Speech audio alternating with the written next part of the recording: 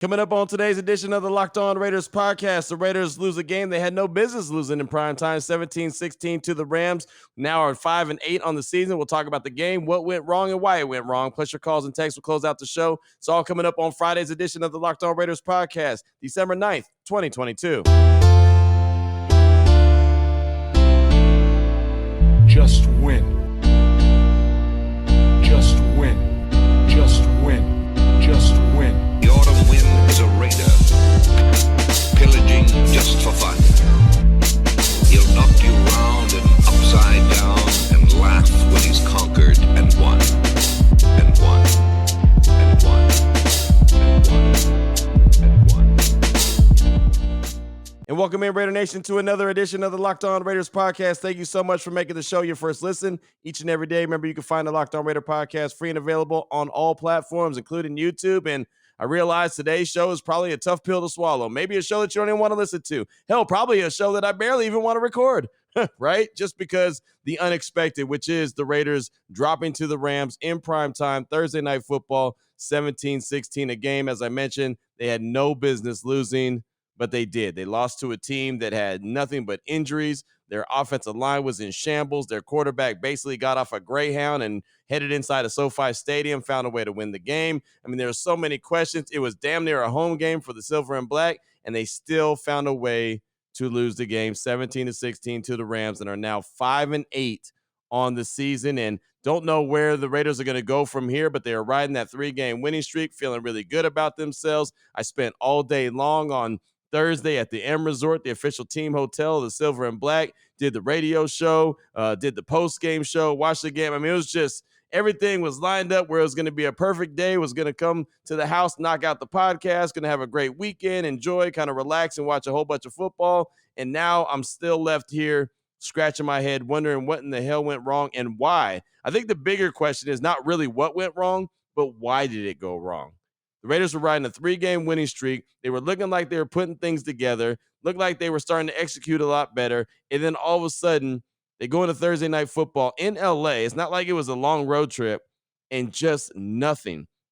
One of the biggest keys I had for the game going into the game was come out with a dominant offensive drive to start the game. Regardless if they got the ball to start the game, like they received the kickoff, or if they put the defense on the field and then they got the ball. The first time they possess the ball, they can't start slow. They got to get off to a hot start, go right up and down the field and score a touchdown. Well, guess what? That's what they did. Problem is, that was the last time they scored a touchdown in the entire game. And I'm not just trying to point the finger solely at the offense, even though they only put up 16 points in the entire game and only one touchdown. I mean, there was a lot to, again, scratch your head and wonder what went wrong and why it went wrong. But they just fell apart at the wrong time, right? They have some momentum going. They got some juice going. They feel like they're going to be riding a 4-game winning streak, and they ultimately cannot get anything going and allowed the Rams to hang around and hang around and hang around. And I don't care, Raider Nation, what sport you play. If you allow a team to hang around and be within striking range and feel like they can win a game, you know what's going to happen? They're going to win the game. It doesn't matter how bad that team is. It doesn't matter what sport you're playing. None of that matters. You allow a team to hang around, they're going to find a way to win the game. And I'll tell you, as I was sitting at the M Resort with a lot of family and friends watching the game, thinking I was going to do a post-game show talking about another Raiders victory, I kept looking over to everyone sitting next to me and anyone listening saying, man, this game feels like it should be a 28-3 lead the Raiders should have over the Rams right now, but yet it's only 10-3 or 13-3 or 16-3. And then all of a sudden it ended up being 17-16 with the Rams victory. Just, again, it felt like it should have been a blowout. Felt like the Raiders should have put their foot on the throttle and gone full steam ahead, but they did not score a touchdown after the opening drive. Defense did good until it didn't. There was a lot of penalties. We'll get into all that coming up in segment number 2, but man, that's just, I say it all the time, there's a good day to have a good day and there's a bad day to have a bad day, and the Raiders chose a bad day on Thursday to have a bad day. Normally I like to go over stats, tell you what Derek Carr did, tell you what Josh Jacobs did, Devontae Adams, the defense. Look, Max Crosby, Chandler Jones. I think the Raiders had about 4 sacks on the day, so that was good. That was a positive. Josh Jacobs had just about 100 yards rushing. Got injured a little bit more, hurt his pinky finger, had to leave the game for a little while, but ultimately carried the rock about 27 times for 99 yards. That's fine. But Devontae Adams only had 3 catches on the day. Derek Carr only had 11 completions on the day. He only threw the ball 20 times. So it's not really a whole lot of stats to even talk about. But what I will talk about as we close out segment number 1 of today's Locked On Raiders podcast, kind of news and notes of the day, talking about the Raiders' 17-16 loss to the Rams, dropping the Raiders' overall record to 5-8 on the season. The Raiders' offense fell apart in the second half. This is from Paul Gutierrez from ESPN on Twitter, and it comes from ESPN stats information as well. The Raiders' offense fell apart in the second half with just 67 yards on 20 plays. Think about that, 67 yards on 20 plays. Their opening drive was more than 67 yards. Derek Carr was 2 out of 7 for 11 yards and 1 interception in the second half. Devontae Adams was held without a catch on 3 targets. His final target of the game was intercepted. Josh Jacobs was held to 9 carries for 41 yards. He was hit at or behind the line of scrimmage on 4 of his 9 carries. That's from ESPN stats and information. That alone can write one story, right? I feel like this game, you can write about 3 different chapters. I can just solely write a chapter on the offense and tell you how they failed the Raiders in this game. I can also write a chapter on the defense and say that why in the hell were you in press man coverage on that final drive by the Rams when you know that they have to get a touchdown, right? Your number one job is to keep them out of the end zone. And the one thing that the Raiders allowed them to do was get into the end zone. So, I mean, I could write a chapter on that. I could write a chapter on the penalties, the dumb penalties that the Raiders had. And they had them. I could write a chapter on the red zone. I could write an old book, and I could just solely just do one subject at a time and have enough to talk about or have enough to write about. Just absolutely ridiculous. Going on with another stat. This one's from Elias Sports Bureau. According to the Bureau, the Rams' 98-yard touchdown drive was the longest go-ahead touchdown drive that began in the final 2 minutes over the last 45 seasons. 45. Not 4 or 5, 45. Like, the numbers are together. 4 or 5. 45 seasons. That, again, ridiculous. 98-yard touchdown drive. No timeouts. Final 2 minutes, and they get into the end zone. Again, why in the world were the Raiders in press man coverage? Why in the world were they having silly penalties? From Jerry Tillery knocking the ball out of Baker Mayfield's hands, which I thought was a soft penalty, to Amik Robertson with the pass interference, to offsides from Cleve Farrell. I mean, there's just so many different penalties. Offsides by Max Crosby. I mean, there was ridiculous amount of penalties that allowed the Rams to hang around and hang around and hang around. And again, going back to what I said earlier, if you allow a team to hang around, they're going to find a way to win. Going on with the little nugget that I have, the Raiders are the 4th team to lose 4 games in a season after leading by 13 or more points, joining the 1998 Colts, the 1996 Jets, and the 1982 Rams. 4 games in a season after leading by 13 or more points. And even then, when they were up by 13, 16-3, I kept saying that's only 2 touchdowns. Right? I mean, there's just way too many points that they left on the field. They left a lot of points there at SoFi Stadium that they didn't collect. They capitalized just a couple times in the game, and we're talking about a 4-game winning streak, and the Raiders having 6 wins on the season. Instead, we're left scratching our heads wondering what the hell happened. Red zone trips. We'll talk about this in segment number 2 as well. They made 4 trips to the red zone. They got 1 touchdown. Penalties. We'll talk about this in segment number 2. 7 penalties, 94 yards. Not only is that way too many penalties, but untimely ones as well.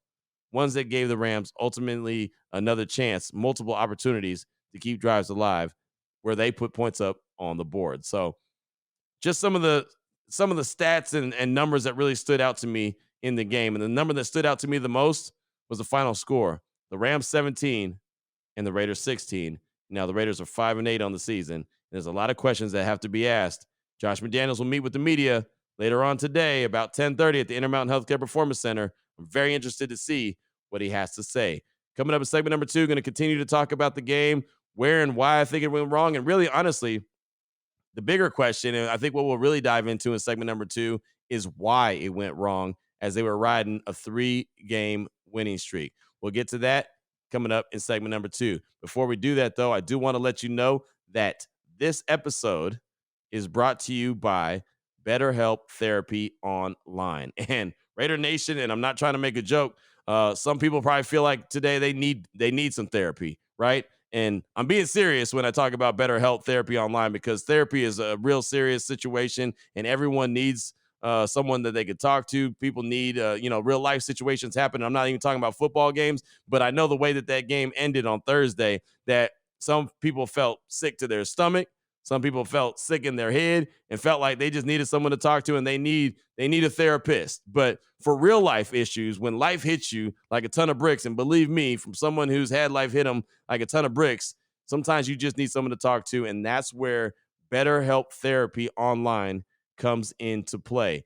Everyone has or should have an opportunity to take control of their life. And BetterHelp Therapy, man, they have therapists that are trained to help you figure out the cause of challenging emotions and learn productive coping skills, which makes therapy the closest thing to a guided tour of the complex engine that is called you. They've helped over 3 million people they have connected over 3 million people with licensed therapists. It's convenient, secure, and accessible anywhere, 100% online.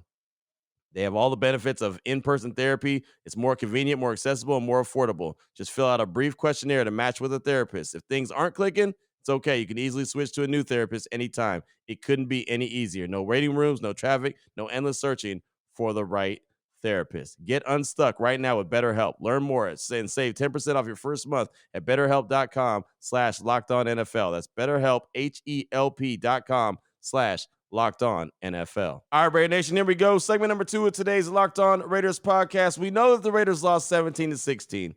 We know that their offense was abysmal, especially in the second half. We know their defense came up with some plays at the end that left you scratching your head. But the real conversation here, I think, in segment number 2 is why. Why did this all happen now? They were riding a 3-game winning streak, and they were looking like they were putting things together. What happened? What changed? What allowed the Raiders to not be able to put a team away that was right there to be able to be put away, right? They were right there. It's almost like the Rams were begging to be put away, and the Raiders couldn't do it. I know one thing that stood out to me in a major way was in the first half, right before halftime, the Raiders had the ball down in the red area, looking like they're going to score something, and Derek Carr gets intercepted after getting hit. And he said after the game that Matt Collins was open in the back of the end zone. Look, there's one thing that you cannot do. And I don't care who you are. I don't care what quarterback you are. I don't care what team you play for. It does not matter. In the game of football, if you get down there right by the goal line, and it's it doesn't matter anytime. You cannot throw the ball into the end zone and get it picked. It's got to be your guy or nobody. I mean, that's the golden rule. It's your guy or nobody. And when Derek Carr just floated that ball up there, and I'm not a guy who ever comes on this show and bashes Derek Carr, and I'm not trying to turn this into a Derek Carr bash session. I'm not built like that. I'm not going to be a guy that's just going to hammer away at one guy and say, oh, the 100% fault is yours. But those are points that are left on the field. Those are points that the Rams decided that they weren't going to allow the Raiders to get. Even if he takes a sack in that spot, which he shouldn't. He should just have thrown it out of the end zone. He's got a strong enough arm. He didn't have to float that ball up there and think that Matt Collins was going to make some kind of play. He didn't. He can throw that ball away. But even if he doesn't and takes a sack, there's still enough time to rush Daniel Carlson out there and kick a field goal. And if you kick a field goal, you have 19 points at the end of the game and you win.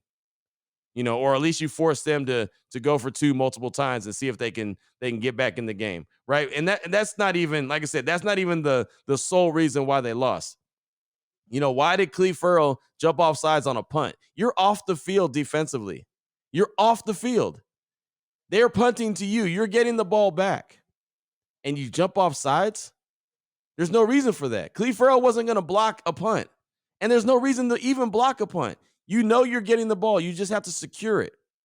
I talk about Keelan Cole when he goes back to receive a kick, and I always say he makes me nervous. Well, he did his job. All he had to do is go back there and get the ball, secure it, get it back to your offense. You're taking time off the clock. You get the ball and you take any time off the clock. One, they don't get the ball back. They don't go down the field and score immediately. But the time's off the clock, and you probably win the game. I mean, it's like they snatch victory they snatched defeat from the jaws of victory multiple times. That's so backwards. I couldn't even say it right. Right? I mean, they have the victory multiple times right there in front of them, And they decide, no, no, no, no. That's too easy. We're going to make it more difficult on ourselves. Jaron Harmon, again, comes up with a big play at the end, intercepts the ball. Oh, no, pass interference. Jerry Tillery has a unsportsmanlike conduct penalty, which I thought was the softest penalty. And I have to ask Josh McDaniels because I really need clarification. From what I saw, and I wasn't at the game, I was at the M Resort watching it on TV. From what I saw, all he did was knock the ball out of Baker Mayfield's hand. It wasn't like it was aggressive.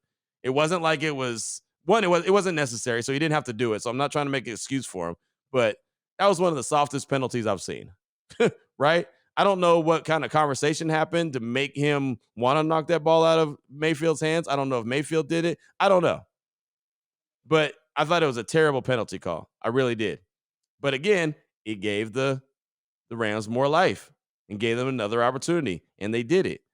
Patrick Graham, why are you in press man coverage when you got to protect the ball from staying out of the end zone? They have to get a touchdown to score or to win. So you have to keep them out of the end zone. Why are you in press man coverage? And why is Jaron Harmon not rotating over to help the undrafted free agent Sam Webb in coverage? Right? I mean, none of that makes any sense. I'd rather a guy that's a veteran be out there on an island by himself than Sam Webb, who all of a sudden is in a position where, hey, I might give up the game-winning touchdown here if I'm on an island. He was on an island and had no safety help. Jaron Harmon rotates into the middle of the field. Sam Webb on the boundary is all by himself.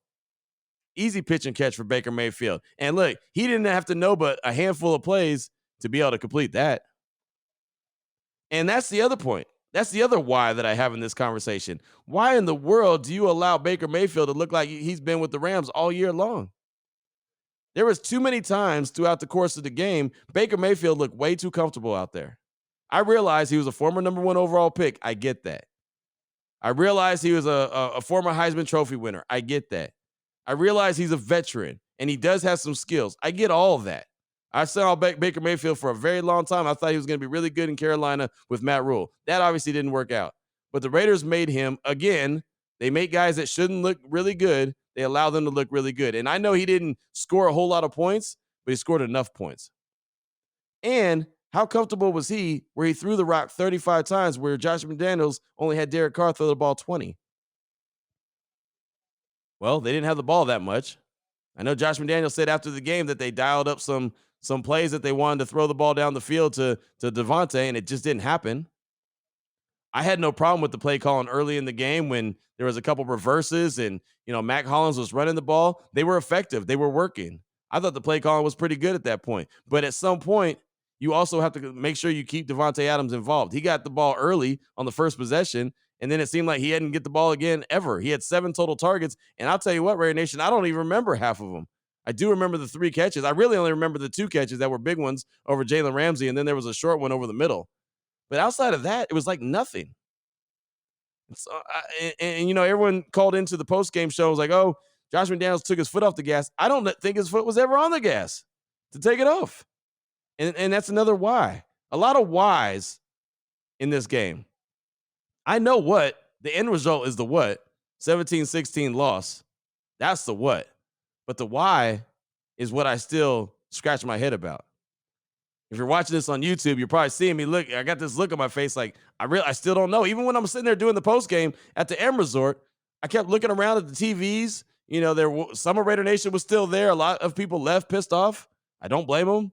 A lot of people called in frustrated. Don't blame them. But it was almost to a point where about 45 minutes into the show, I was still shocked. Still didn't even know what in the world just happened. What did I just witness? Why did I just witness what I witnessed? And I'm sure if I have the why and you have the why, I'm sure those players in the locker room, I'm sure those coaches that are coaching, I'm sure the owner has the why. It's got to be the most frustrating thing. And it is for the fan base. It is for me. So I can only imagine how frustrating it is for them. These guys I know are working hard. I've seen them in the locker room after a 3-game winning streak and how excited they are and feeling like they're trending in the right direction, only to go on a short week. And I don't want to make that an excuse because it's not a short week and go out there and I don't even want to say lay an egg. It was like an incomplete. Like, okay, I'm going to score on the first drive and then we're going to basically try to run the clock out the rest of the game. And I have to ask why. Nothing but why. I don't have the answer to all that. But there's a ton of questions that I do have. And I know there's a ton of questions you have. Calls and texts straight off that Locked On Raider podcast voicemail line. That's coming up next. 707-654-4693. Before I get to that, though, I do want to tell you about a great sponsor here on the Locked On Raiders podcast, and that is Prize Picks. And Prize Picks is daily fantasy made simple. You pick 2 to 5 players. If they score more or less than their Prize Picks projection, you can win 10 times your money on any entry. I'm sure that Josh Jacobs and Devontae Adams went under their Prize Picks projection. I'm not looking at it right now, so I don't know what their projections were, but if I'm a betting man, if I'm gambling right now, I would say, especially Devontae Adams, 3 catches for 71 yards, probably went under his Prize Picks projection. There's no competing against other people. It's you versus projections available. They offer projections in any sport you watch: NFL, NBA, NHL, PGA, college basketball, men's and women, esports, tennis, boxing, everything. Anything you can imagine, they got it. Entries can be made in 60 seconds or less. It's that easy. Safe and fast withdrawals, currently operational in over 30 states and Canada. What you got to do is download the PrizePicks app or go to prizepicks.com to sign up and play daily fantasy sports. First-time users can receive a 100% instant deposit match up to $100 with promo code LOCKED ON.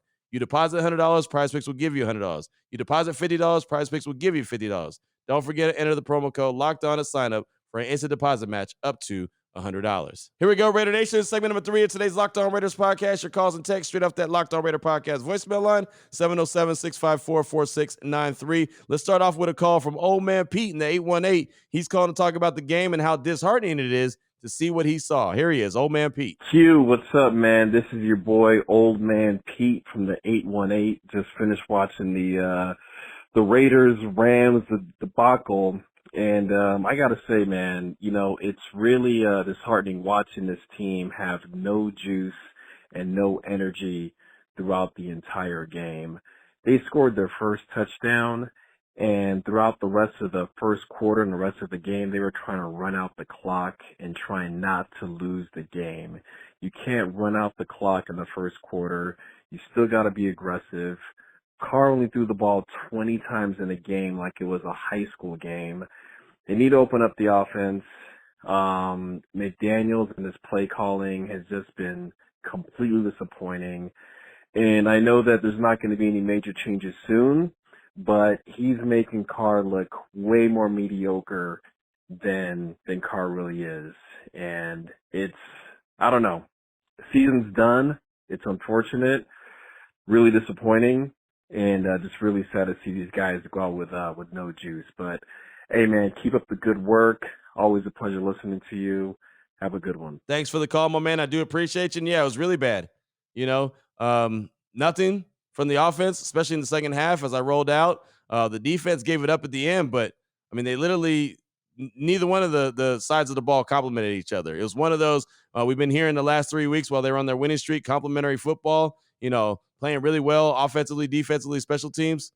Not that way. Not complimentary football on Thursday night. And that's ultimately what doomed the Raiders. And, especially in the second half, as I rolled out in segment number 1, the lack of offensive firepower just really, the offense did nothing in the second half. Josh Jacobs gave everything he had, and that was just about it.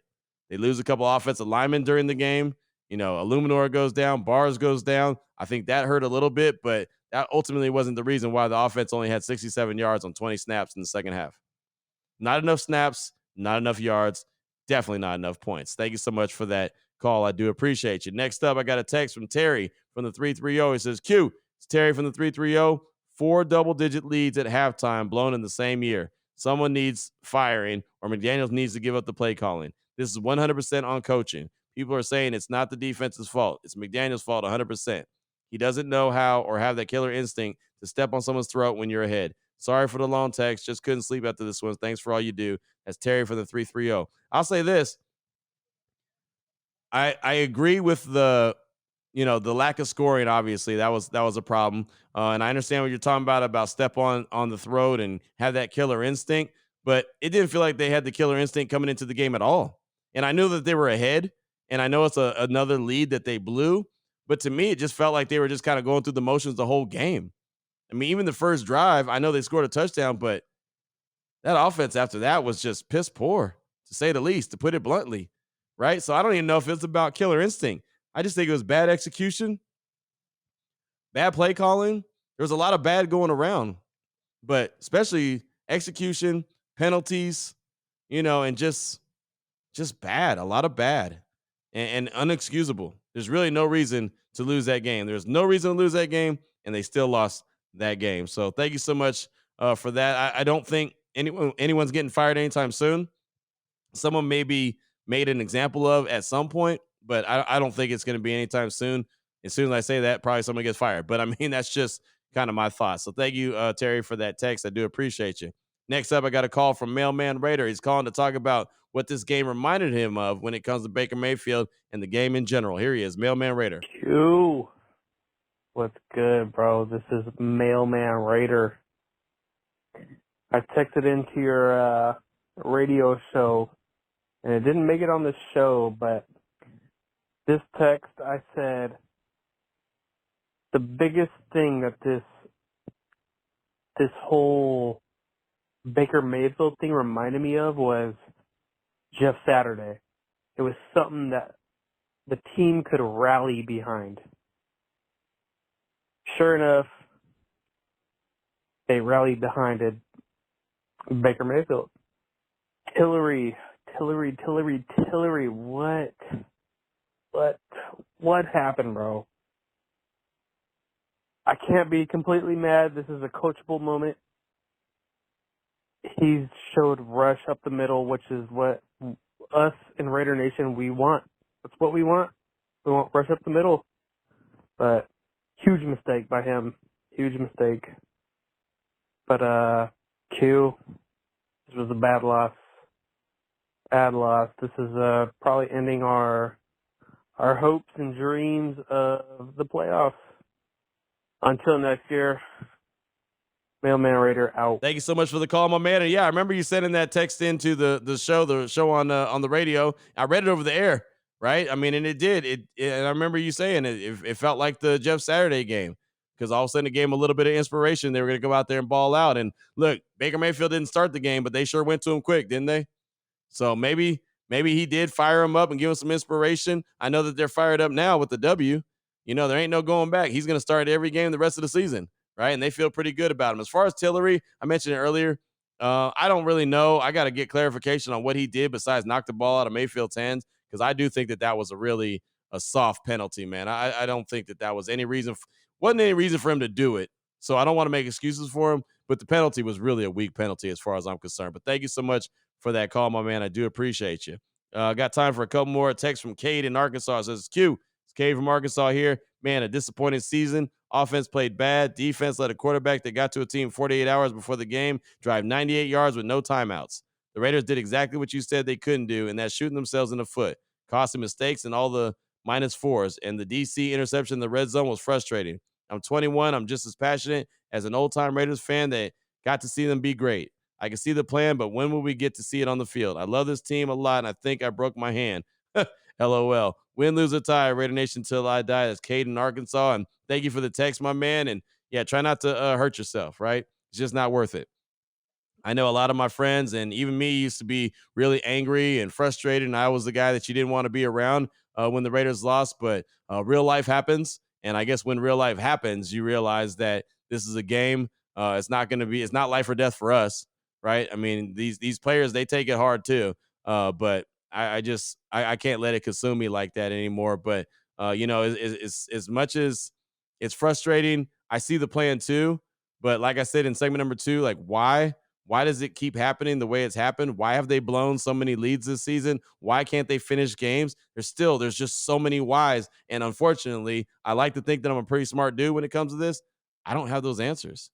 I really don't have those answers. So thank you so much for that text, my man, and hopefully your hand is okay. One more call, quick one from West Coast Raider in Colorado. He's calling to talk about what he thinks the Raiders should have done late in the game on 4th and 1. Here he is, West Coast Raider in Colorado. Hey, what's up? It's your boy, West Slope Raider, calling from Colorado. Man, 15 seconds away from this being an elated phone call to a despairing phone call. I think if it were me, I would have gone for it on fourth down, even though we were at like our 20-yard line. And the reason being is if you don't get it, maybe they get a quick score, we get the ball back. I feel so much more confident with the ball in, Carr and Devontae and Josh Jacobs' hands than trusting our secondary to be able to block big chunk plays. And I think that's been our downfall all season and needs a major rework come free agency and the draft. Well, let me know what you think. It's one of those games where you question why you're a football fan at all. All right, bye. Thank you for the call, my man. I appreciate you. And look, I wouldn't have gone for it on your own 35, 4th and 1. I really wouldn't have. But ultimately, they shouldn't have had to. The game shouldn't have come down to that. They could have had at least 28 points, maybe more in this game, right? And this is nothing against you. It's just the reality of it. This game should have never even been close. It really shouldn't have been. It felt to me, and everyone who was sitting around me kept saying, it feels like the Raiders are really blowing them out in this game. But then you look up and it was like 10-3 or 16-3. It's like, what in the world's going on? It's only, 2 touchdowns loses the game for them. And ultimately, they got those 2 touchdowns. That Carr interception right before halftime blew my mind, and really it drove me crazy. And just allowing them to only be down 13, just to me, I kept thinking, man, you've got to get another touchdown. They got a touchdown on the first drive of the game, and that was it. So that's going to do it for today's show, Friday's show. I know, Raider Nation, I know you're very frustrated. Try to take the weekend to relax and, kick back and enjoy your family or do whatever you do, right? Try not to think about it. Don't let it get to you too much. I know it will. Believe me, my Twitter account has been blowing up. I get DMs in Twitter, and don't feel bad for me, but I got all these DMs of people cussing me out like I was on the field. So I understand the frustration, Raider Nation. I get it. I totally know where you're coming from. Take the weekend, relax, chill. We'll be back talking some Raider football on Monday, as now they got to turn the page. Week 15. Next opponent is the Patriots at home. So we'll see how that shakes out. How are they going to finish the season? Are they going to finish it with pride? Or are they going to tuck their tail in between their legs and start making plans for Cabo? We'll talk about it all on Monday. So Raider Nation, sorry we're not talking about game balls and victories and 4-game winning streak, but that's why they play the game. So there you go. The Raiders are now 5-8 on the season. And the weekend, you don't have to worry about a Raider game. You don't have to worry about that at all. So until Monday, Raider Nation, take care of yourself, take care of your family, love on your family, and most importantly, as always, just win, baby.